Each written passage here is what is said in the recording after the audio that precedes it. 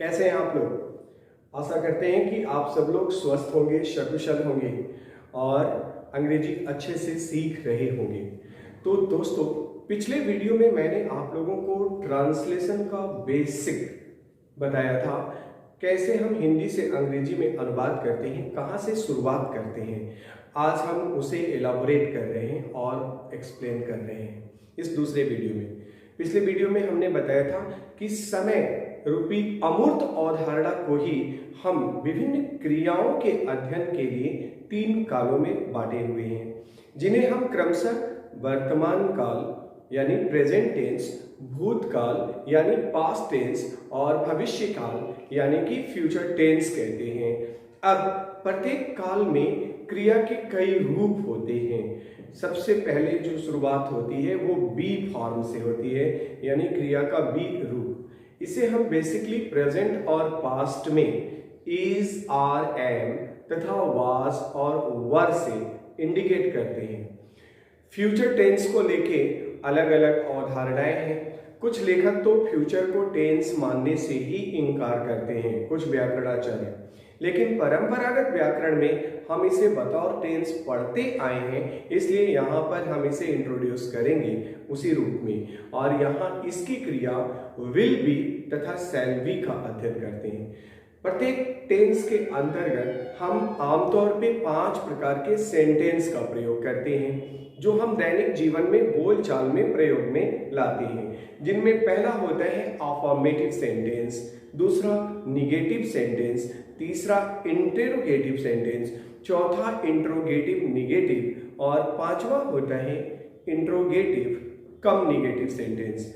तो हम देखते हैं प्रेजेंट टेंस में पहला अफर्मेटिव सेंटेंस, जिसे हम सकारात्मक या स्वीकार्यात्मक, जैसा कि शब्द में अर्थ निहित होता है, यह बता रहा है कि वे वाक्य जिनमें किसी तथ्य को स्वीकार कर लिया गया है as it is. For example, वह आलसी है, मैं खिलाड़ी हूं, हम लोग ईमानदार हैं। ऐसे फैक्ट्स को हम यहाँ पे कंसीडर कर रहे हैं कि हम हैं ईमानदार। ओके, ऐसे वाक्य जिनके आखिर में है, हूं, हो आदि शब्द आए, कोई फाइनाइट वर्ब नहीं हो, ये ध्यान रखना है, हम उनको इस कैटेगरी में लाते हैं। अब इनका पैटर्न होता है हिंदी से अंग्रेजी करने का। एट फर्स्ट हमें सब्जेक्ट का प्रयोग करना होता है, then helping verb is, are, M.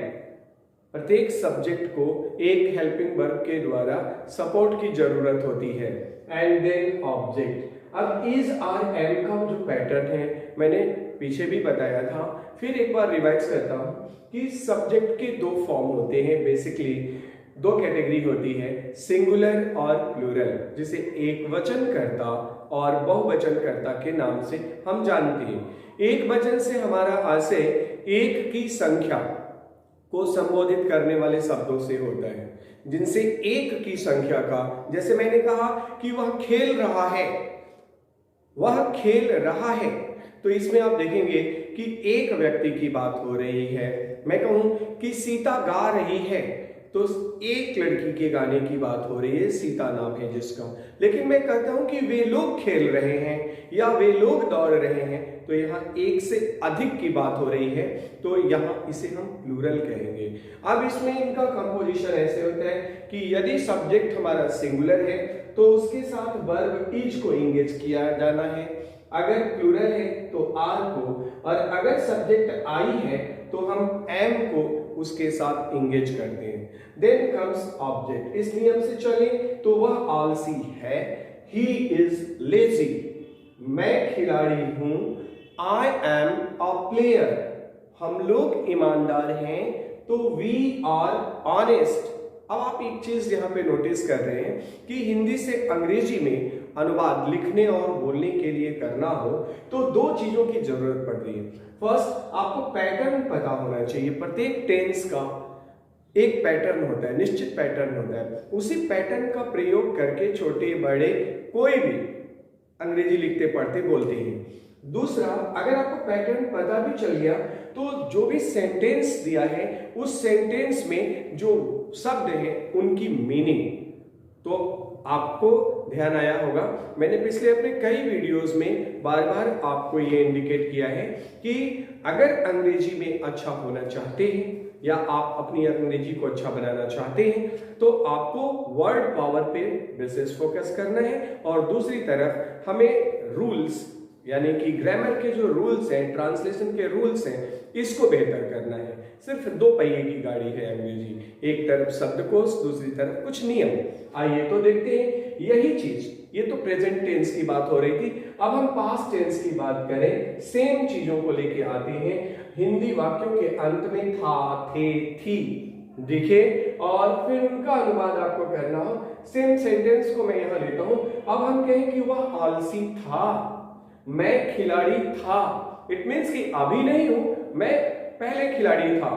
ठीक है, तो ऐसे वाक्यों को हम पास्ट टेंस के वाक्य कहेंगे, और अनुवाद के लिए इसका जो पैटर्न है, at first subject, helping verb. अब यहां पे वाज और वर, इन दो बहनों का प्रयोग किया जाता है। गौर करिए, क्रिया की ये दो बेटियां यहां पे प्रयोग होती हैं। Then comes object. अब वाज और वर को अलग अलग सब्जेक्ट से इंगेज किया गया है, इनको रिलेट किया जाता है। सब्जेक्ट अगर सिंगुलर है तो उसके साथ वाज को इंगेज किया गया है, और अगर प्लूरल है तो उसके साथ वर को इंगेज किया गया है। यहां एक एक्सेप्शन भी पाया जाता है, आई। ध्यान रखना है, आई पास्ट टेंस में बतौर सिंगुलर सब्जेक्ट प्रयोग किया जाता है। हालांकि इस नियम का एक एक्सेप्शन भी आगे आप कंडीशनल सेंटेंस में इमेजिनरी कंडीशन यानी कि काल्पनिक शर्त वाले वाक्य, फॉर एग्जाम्पल मैं यहां लगे हाथ एक उदाहरण दे दूं कि यदि मैं जादूगर होता तो आपको पलक झपकते अंग्रेजी सिखा देता। यदि मैं जादूगर होता, इट मीन्स कि मैं जादूगर नहीं हूं, लेकिन अगर रहता तो आपको अंग्रेजी सिखा देता। ऐसे वाक्य, यदि मैं भारत का शिक्षा मंत्री होता तो शिक्षा की पूरी व्यवस्था को बदल देता, यानी मैं हूं नहीं, यदि मैं होता तो ऐसा करता।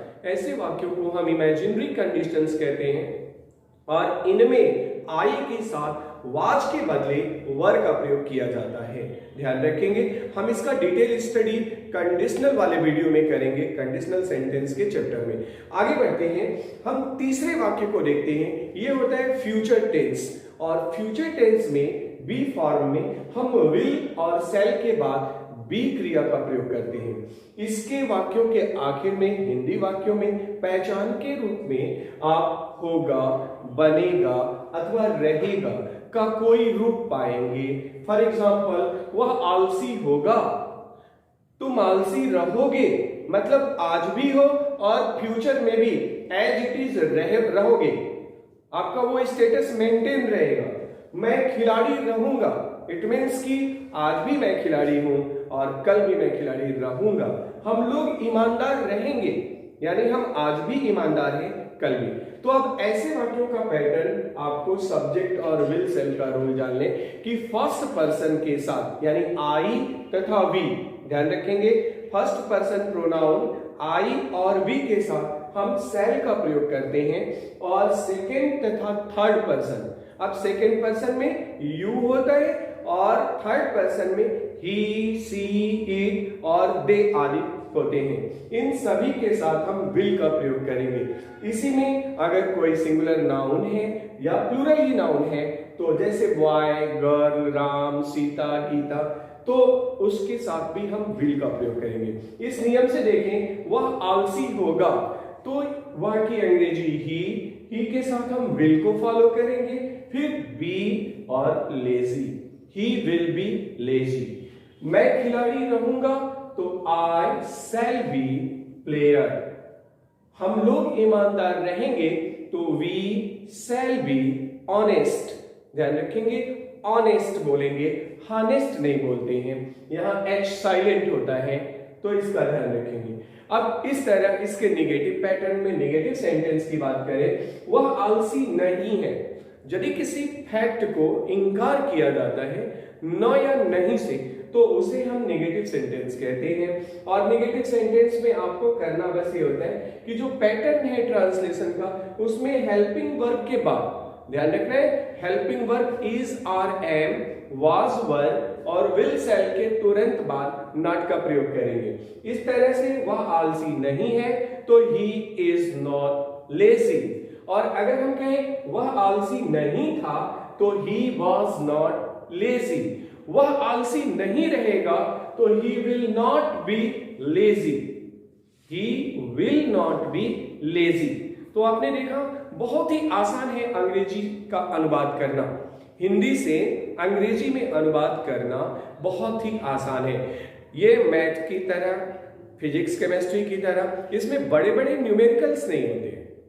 ये सारे रूल वन लाइनर होते हैं स्टूडेंट्स, और ये कितना आसान हो जाता है सिर्फ एक लाइन में। और उसमें भी आप पाएंगे कि 50% जो रूल होते हैं वह कॉमन होते हैं। जैसे कि आप देखो, हम प्रेजेंट टेंस में भी सब्जेक्ट और ऑब्जेक्ट को देख रहे हैं, इनका लोकेशन भी देख रहे हैं। पास्ट में भी सब्जेक्ट से इनिशिएट कर रहे हैं, ऑब्जेक्ट लास्ट में आ रहे हैं। And the same thing happens about future. Future में भी हम सब्जेक्ट से इनिशिएट करते हैं और लास्ट में ऑब्जेक्ट। ईमानदारी की बात करें तो, या एक राज की बात बताएं तो सिर्फ वर्ब ही तो बदल रहा है, हेल्पिंग वर्ब और मेन वर्ब।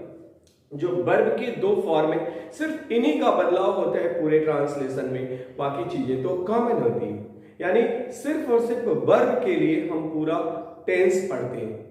तो इस पर फोकस करेंगे, इसे कीवर्ड की तरह अपने जहन में रखेंगे। तीसरा सेंटेंस होता है, तीसरा पैटर्न होता है इंट्रोगेटिव सेंटेंस का। इंट्रोगेटिव का मतलब होता है प्रश्नवाचक वाक्य, यानी वे वाक्य जिनका रिप्लाई हम हाँ या ना में दे सकते हैं उन्हें हम प्रश्नवाचक वाक्य कहते हैं।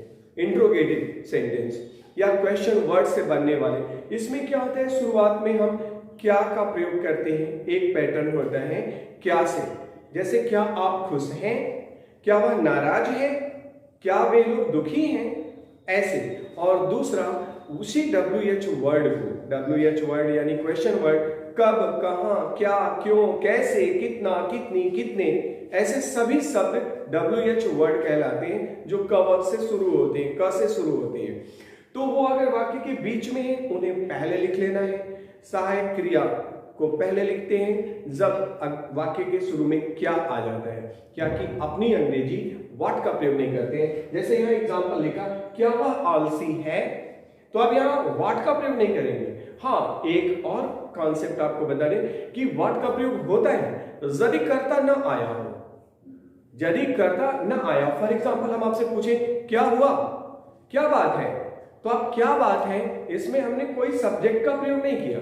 तो आप देखेंगे what's the matter, what's the problem, क्या समस्या है, क्या हुआ, व्हाट हैपेंड, क्या चल रहा है भाई, व्हाट्स अप। तो यहां पे तो आप व्हाट्स अप नॉट एप, ध्यान रखना है। तो यहां पे तो आप व्हाट का प्रयोग कर रहे हैं क्योंकि यहां सब्जेक्ट नहीं है। जनरली लोग रट लेते हैं। आप कॉन्सेप्ट को सीखें कि यदि हमारे हिंदी वाक्यों में दिए हुए क्या के बाद कर्ता आया है तो हम व्हाट का प्रयोग नहीं करेंगे, और कर्ता नहीं है तो हम व्हाट का ही प्रयोग करेंगे। तो इस नियम से क्या वह आलसी है तो इज ही लेजी। अगर हम पास्ट की बात करें, क्या वह आलसी था तो वाज ही लेजी। और अगर हम फ्यूचर की बात करें, क्या वह आलसी रहेगा तो विल ही बी लेजी। ऐसे करेंगे। चौथा पैटर्न होता है डियर इंट्रोगेटिव निगेटिव का। इंट्रोगेटिव निगेटिव का मतलब होता है प्रश्नवाचक नकारात्मक वाक्य, यानी कि वे वाक्य जिसमें प्रश्नवाचक शब्द भी हो और नकारात्मक शब्द भी दिए हो। जैसे हम इसी को बना ले कि क्या वह आलसी नहीं है, हमने नहीं को इसमें ऐड कर लिया, हो गया इंट्रोगेटिव निगेटिव। शुरुआत में क्या आ रहा है और बीच में नहीं आ रहा है, तो क्या वह आलसी नहीं है। अब इसमें नहीं जो ऐड हुआ है इसकी अंग्रेजी नॉट का प्रयोग हम सब्जेक्ट के तुरंत बाद कर लेते हैं। शेष नियम हमारा एज इट इज रहेगा, ध्यान रखना है। तो इस नियम से चलेंगे, is he not lazy, is he not lazy. गौर करेंगे, क्या वह आलसी नहीं था। अगर हमें इसका अनुवाद करना है तो हम कहेंगे कि वाज ही नॉट लेजी, बस इतना। और हम कहें कि क्या वह आलसी नहीं होगा तो will he not be lazy. बस इतनी सी बात करनी होती है। ये इंट्रोगेटिव से निगेटिव का। इन चारों प्रकार के वाक्यों से ज्यादा प्रयोग में आने वाला वाक्य होता है, वो होता है इंट्रोगेटिव कम निगेटिव। ये अर्ध प्रश्नवाचक या क्वेसी क्वेश्चंस कहे जाते हैं, क्वेसी सेंटेंस कहे जाते हैं। इनकी बनावट ऐसे होती है कि इनमें कोई WH वर्ड नहीं आएगा, फिर भी यह प्रश्न बनाते हैं। इनमें निगेटिव टर्म आएगा, फिर भी निगेटिव नहीं होते हैं, यानी कि जो दिखते हैं वो नहीं होते हैं, जो नहीं दिखते हैं वैसा ये ट्रीट करते हैं। इनको हम इंट्रोगेटिव निगेटिव कहते हैं। हम इसी पैटर्न को इसमें टर्न कर लेते हैं, चेंज कर लेते हैं। जैसे मैंने कहा कि वह आलसी है, इसके आगे हम न जोड़ लेंगे और अब हमारा वाक्य हो गया इंट्रोगेटिव कम निगेटिव। वह आलसी है ना, हम प्रश्न पूछ रहे हैं, गौर करें, लेकिन न या नहीं शब्द के साथ। वह आलसी था ना, ऐसे। मैं खिलाड़ी था ना, ऐसे। अच्छा, व्यवहारिक जीवन में आप देखेंगे कि इसका प्रयोग हम बहुत ज्यादा करते हैं, आप लोग भी बहुत ज्यादा करते हैं दैनिक जीवन में। जैसे कोचिंग खुल गया है ना, विद्यालय खुल गए हैं ना, पिक्चर चलना है ना, लाइट आ गई है ना, मम्मी सो गई है ना, आपने नाश्ता कर लिया है ना, आपने मेरा चैनल सब्सक्राइब कर लिया है ना, लाइक दिस। तो आप देखेंगे कि इस प्रकार के वाक्यों का अनुवाद करने के लिए हमें पहले करना क्या होता है कि वह आलसी है, हम सिर्फ इसको बनाएंगे। तो यानी अफर्मेटिव पैटर्न बनाएंगे, जो हमारा रूल है सब्जेक्ट, हेल्पिंग वर्ब और ऑब्जेक्ट, इस पैटर्न पे बनाएंगे। तो ही इज लेजी। अब इस नॉट के लिए कहता है कि ये जो भी रूल है ऑब्जेक्ट के बाद एक बार फिर हेल्पिंग वर्ब को ऐड करेंगे, उसी हेल्पिंग वर्ब को। फिर नॉट को शॉर्ट फॉर्म में लिखते हुए हम सब्जेक्ट को लिख के क्वेश्चन मार्क लगाते हैं। यानी आप गौर करेंगे कि एक बार तो हमने हेल्पिंग वर्ब लिखा, फिर नॉट को शॉर्ट फॉर्म में लिखना है। यहां ध्यान रखना है कि नॉट की कंप्लीट स्पेलिंग नहीं लिखनी है। और फिर सब्जेक्ट, यानी इस नियम से चलेंगे तो वह आलसी है ना, he is lazy, is not ही, जिसे पढ़ते समय इजंट ही बोलते हैं, इजंट ही, गौर करेंगे। तो बस इतना ही करना है, वही सब्जेक्ट वही हेल्पिंग वर्ब रिपीट हो जाते हैं, बीच में नॉट का शॉर्ट फॉर्म में। इसी को हम पास्ट टेंस में अगर अप्लाई करते हैं तो वह आलसी था ना, अब हम यहां इसको न कर लें, वह आलसी था ना। अब हम इसका अनुवाद बना रहे थे कि he was lazy, फिर wasn't he, नहीं था क्या वो। इस प्रकार भाव हमारा इंट्रोगेटिव से इंट्रोगेटिव कम निगेटिव का हो जाता है। तो दोस्तों, ये पैटर्न है बेसिक का। पहला स्टेप है हमारे ट्रांसलेशन के फील्ड में, जहां दर्जनों प्रोसेस होता है, दर्जनों स्टेप्स होते हैं। हम अभी फर्स्ट स्टेप या फर्स्ट चैप्टर को डील कर रहे हैं इस वीडियो में, और उम्मीद करते हैं कि आपको बेसिक कॉन्सेप्ट आपका क्लियर हो चुका होगा। हिंदी से अंग्रेजी में अनुवाद करने के लिए वन लाइनर पैटर्न, और उस वन लाइन में 3 बातों का बस ध्यान रखना होता है, जो हम पहले वीडियो में भी दिए थे सेंटेंस चैप्टर में, सब्जेक्ट, वर्ब और ऑब्जेक्ट। अगर आप इन तीनों को पहचानना सीख गए हैं, इन तीनों को कैटेगराइज करना जान गए हैं, और आपके पास छोटे छोटे शब्दों का अंग्रेजी मीनिंग है, तो फिर आप हिंदी से अंग्रेजी में अनुवाद कर सकते हैं। धीरे धीरे स्टेप बाय स्टेप हम अलग अलग पैटर्न के टॉपिक्स को डील करेंगे और सभी पैटर्न को एक्सरसाइज करेंगे यहाँ इस क्लास में वीडियोस के माध्यम से। और इन केस यदि आपको कोई कंफ्यूजन इसके बाद भी रहता है तो बेहिचक हमें कमेंट बॉक्स में आप कमेंट करके, या हमारे व्हाट्सएप नंबर पे जो आपके स्क्रीन पे दिख रहा है वह नंबर व्हाट्सएप नंबर भी है, तो उस पर आप मैसेज करके भी सीख सकते हैं। और यदि आपको हमारा वीडियो अच्छा लगता है, हमारे कंटेंट अच्छे लगते हैं, तो निश्चित रूप से इसे अपने अन्य दोस्तों के पास शेयर करना, लाइक करना और बेल आइकन को हिट करना ना भूलें, ताकि हमारे नोटिफिकेशंस के थ्रू सबसे पहले आप तक हमारे वीडियो जाए और आपकी अंग्रेजी बेहतर हो सके। तो इन्हीं शब्दों के साथ keep watching, keep learning. Thank you.